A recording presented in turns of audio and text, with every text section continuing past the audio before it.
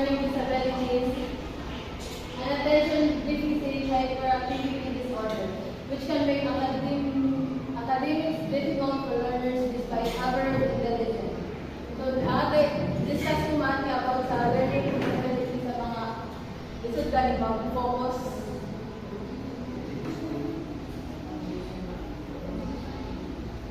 Learning disabilities have been given different definition. The Individual with Disabilities Education Act defines specific learning disability as a language impairment.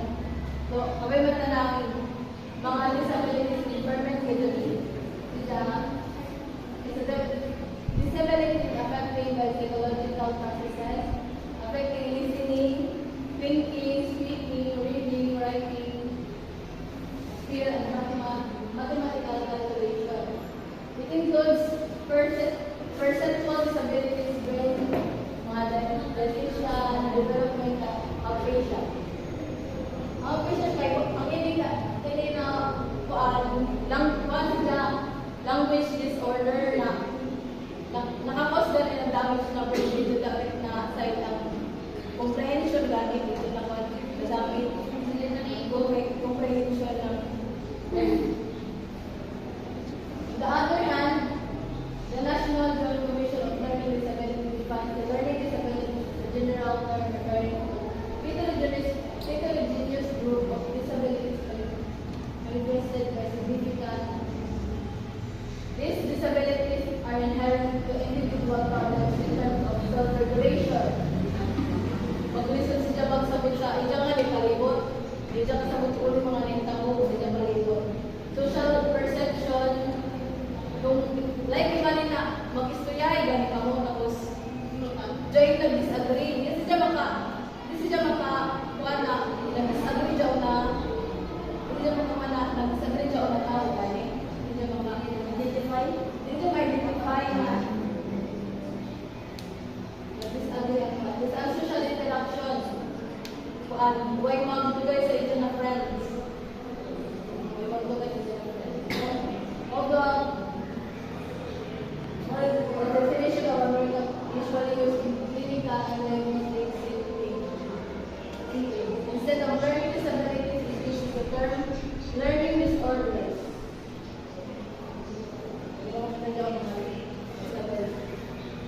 Dili lang kita sa individuals with learning disabilities have problem in terms of listening, reasoning, memory, attention, selecting and focusing on relevant stimuli, and in perceiving and processing of visual and auditory information.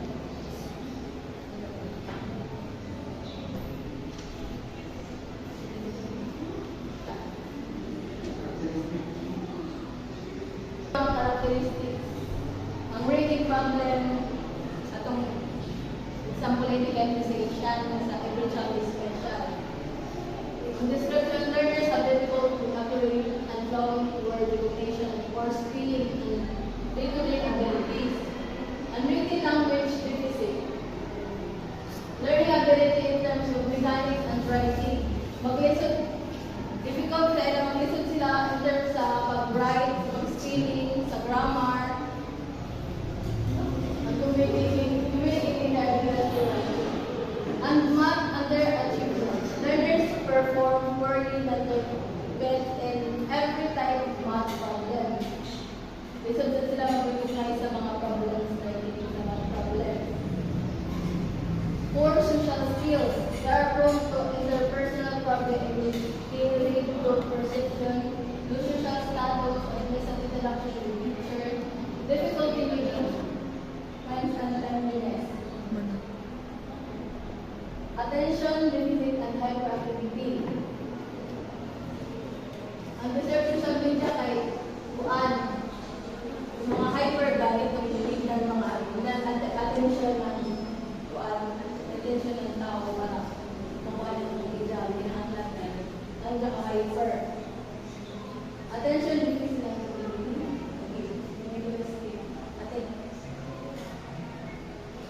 low self-esteem, self-esteem. Learners with learning disability are more likely to have mental mood swings and more than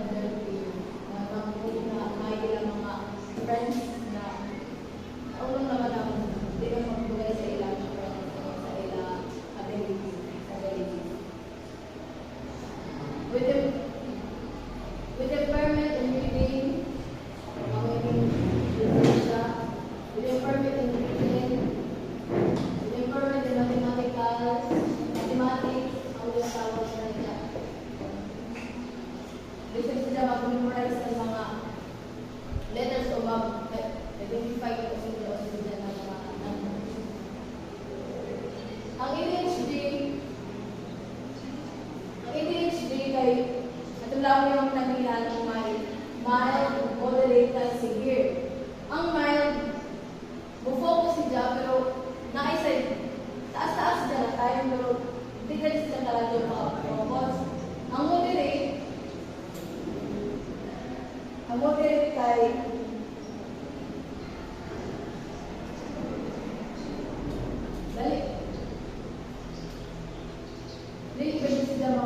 dali sila mga kuha na ng atensyon. Moderate pa ito kan lang yung mga atensyon kung need na dahil lagi ang kudya kas kayo kay dali na sila mga dito pulaan really mag-pay ng atensyon nilang hyperactivity, constant fidgeting or squirming. Kung mabukal sa kamot, okay mo.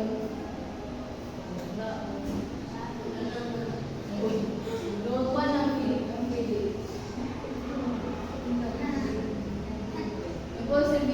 Impulsivity. Acting without thinking. Kung mga kalit ramang physical abuse, kalit ramang usual comorbidity. ADHD is usually comorbid with intellectual disabilities and learning disability. Many children with ADHD also have other disorders, including autism spectrum disorders, type disorders, and obsessive compulsive disorders. Okay.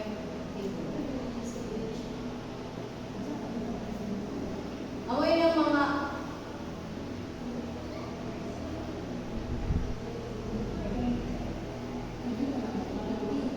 karakteristik na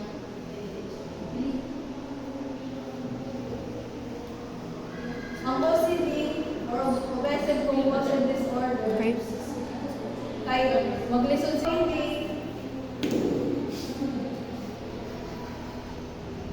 sila sa daw mga may disabilities na uncooperative. Ang ay sila behavioral disorder. Ang city or conduct disorder, mga aggressive gali na mga bata. May ADHD na aggressive na mga bata sa mga ADHD na bata. Kalitaman kung ba? Ang bipolar disorder, mga moodiness, mga dali na matuwaw,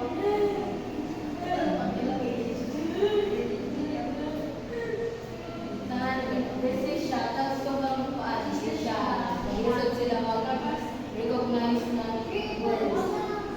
Sila makakaroon ng breathing. Ang mixed stories ay problem of nervous system that cause people a sudden movements to the kids.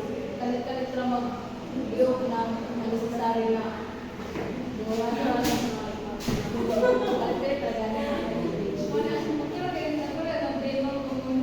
Tanan ang Asperger syndrome, a form of autism, focus on specific interest, difficulty change ang routine. Maglisod sila magbaylo sa ilang routine, dapat focus na gani. Kung sa iba na sakit kay, dali na pulaan, ini sa sakit kay, lisod magbaylo kay, di na sila focus.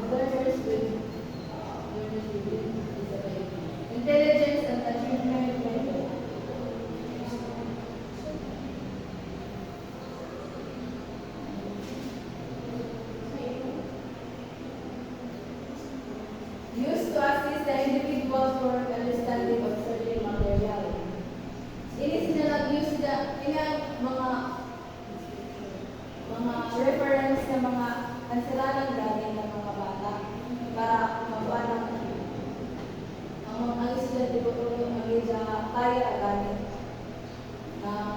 kansiralan. Criterion reference test. Standardized test. Reference compare individual score. I-compare sila sa score dali na. Ini na score, kay ang cut-off na ini na score lang, hindi na sila kung wala galing sa sila masakit, kay below na sila. Diya makuha nila, may sakit pa sila or para ma-identify nila na may ADHD ang learners. Curriculum-based mission, also goes to progress monitoring. Curriculum na monitoring growth that students proficiency in core skills and contribute successfully in school. Curriculum-based management. Pinakita sa attention deficit hyperactivity disorder or ADHD.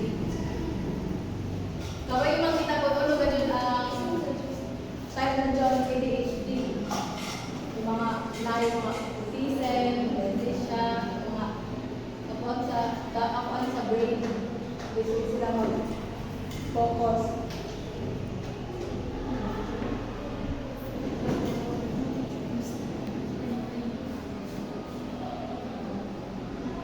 Characteristic of learning with ADHD. Characteristic na mabawa nato na ang learners may ADHD. Inattention. Having trouble staying focused. Maglisod sila mag-focus. Dali na ma-distract. Apparent to not listening to it spoken. Having difficulty remember things. Listen pag depression. Sadness.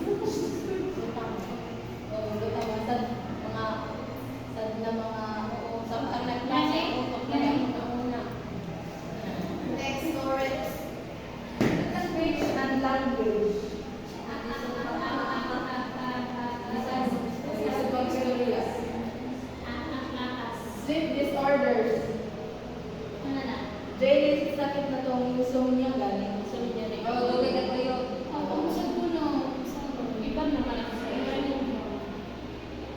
Dysphasia. Poor balance. Clumsiness. Wala na yung mga sa unclear speech sabi sila. Dysphasia.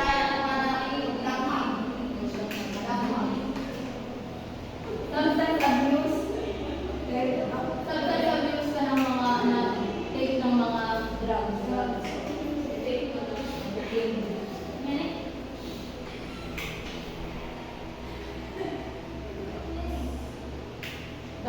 what causes ADHD is still not yet fully understood. It is possible for children with ADHD to manifest the same way. Yet this could be caused by the parent.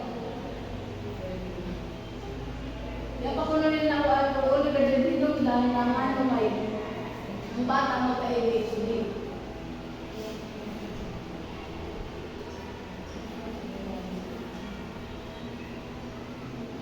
Identification and treatment of ADHD.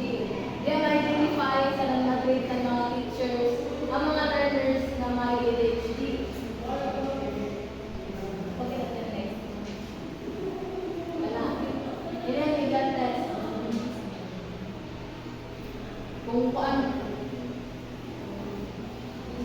Wala namang question kung never ba okay o verify.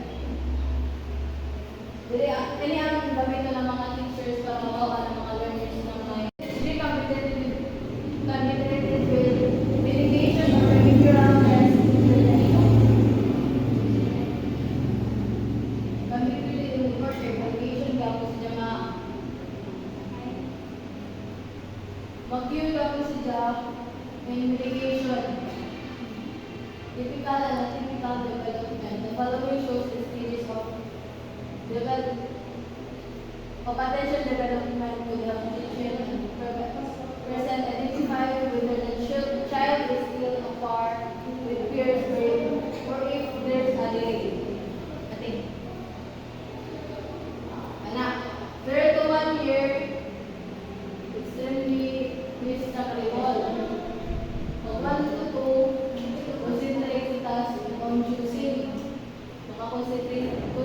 concentrate na sila sa ilang mga task. Mas makapalan sa kung sa gusto gani. Ang mga normal ni concentrate the shift attention from one activity to another with others help. So, alalay na ganito siya. 3 to 4 years can switch attention to the adult help. Makapalan sa gusto ko na mga gusto nila makapalan na makapokus na siya. Paano i-adjust na sa inyong mga pagkakaroon. 45 years attention is no way. Wala naman. Paano ba sila nito tuwing na attention? So, her are the intended learning outcomes. Use knowledge of general and specialized curricula and designing individualized learning for learners with difficulty remembering and focusing. Distinguish the elements of UDL. Identify the principles of UDL. To enhance the resulting way. UDL means minutes. So learners with difficulty remembering and focusing have learning characteristics that make receiving and interpreting information challenging. Due to these difficulties, these learners require intensive and frequent individualized interventions that these chapters suggest for possible implementation in the classroom and in the development of the individualized education plan or IEP. So, and mga learners with difficulty remembering and focusing, need nila na required sila na intensive and frequent individualized intervention. Wala! Para sa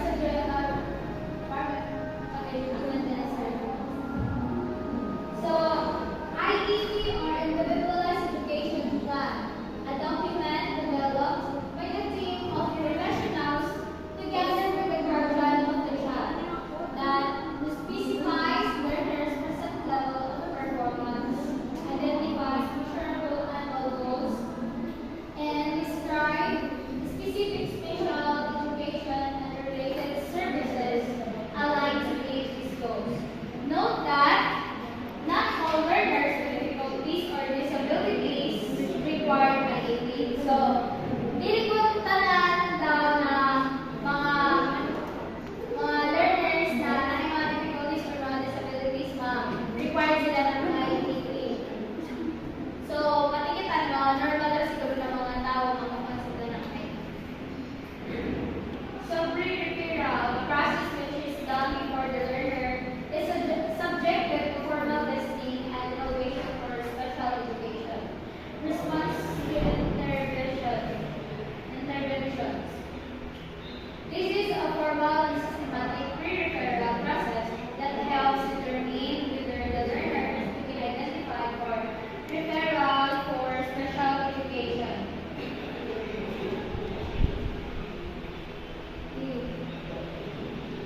So, an evaluation team composed of teachers and experts determine if a certain disability adversely affects educational performance and thus recommended the learner for IEP eligibility.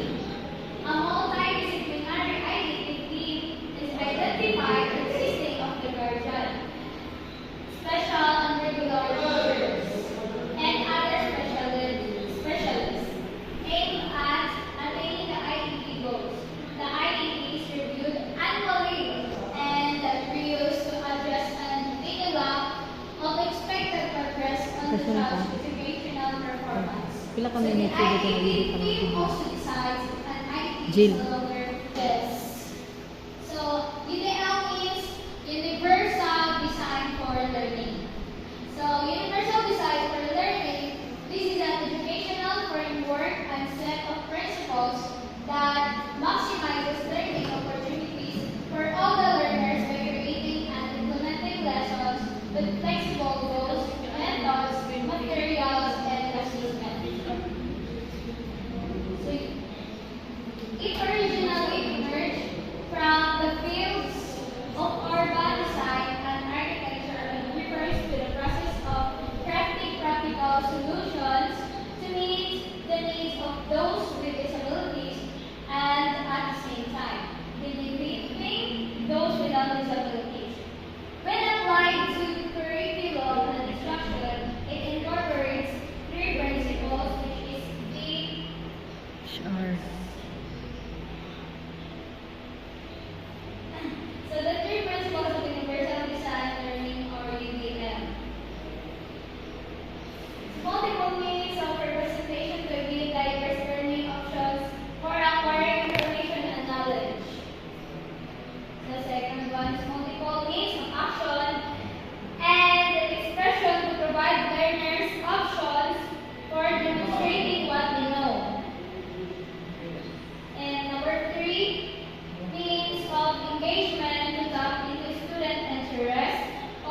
over appropriate challenges and increase motivation.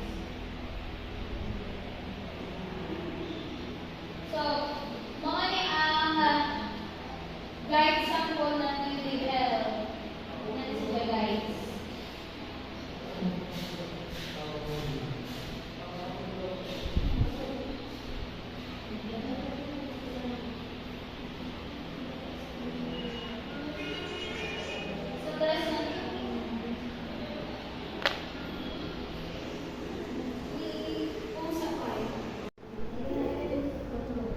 Learning instruction. This is an evidence-based practice effective in increasing learners' achievement across different skill and content areas. This incorporates active responding to learners with systematic error and a system for monitoring process some ways in growing in response cards, this help identify scenarios that learners will give response to choose the following step. 1. Thinking a student response cards using hook and cards. 2. Using a question dividing the lesson discussed and waiting for learners' response cards. And 3. Performing quick scan across the classroom to see learners' answers. This strategy is guided by teachers' feedback by praising correct answering and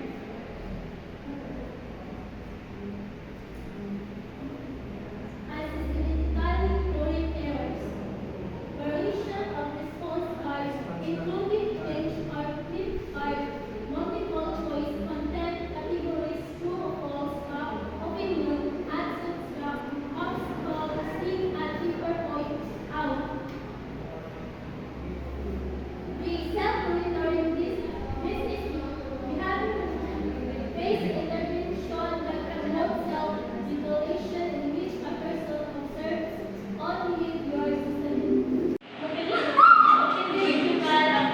Teaching mathematics, solving, traditional plan, teaching communication skill in all contexts. GILA 2013 disciplines that when teaching mathematics learners should be exposed to problem-solving approach strategies using day-to-day life. Example, instead of making them learn roles of that are fundamental and roles alone.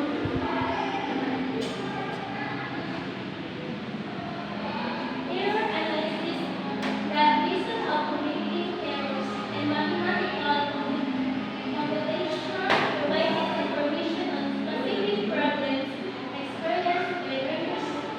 Common errors include the concept of case, values, computational facts, using wrong process of calculation for concept of sharing or and working for them to right and universal. Good afternoon everyone.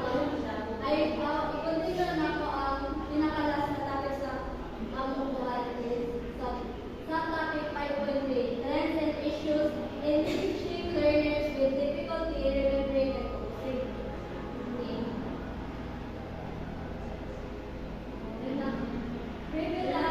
Prevalence of learning disability and ADHD in the Philippines. Learning disabilities and ADHD are common disabilities in the Philippines with an estimate of 1,458,499 cases of learning disabilities and 1,046,340 cases of ADHD. To provide effective inclusive education to learners with this condition, strategies and techniques must be used as well as support service.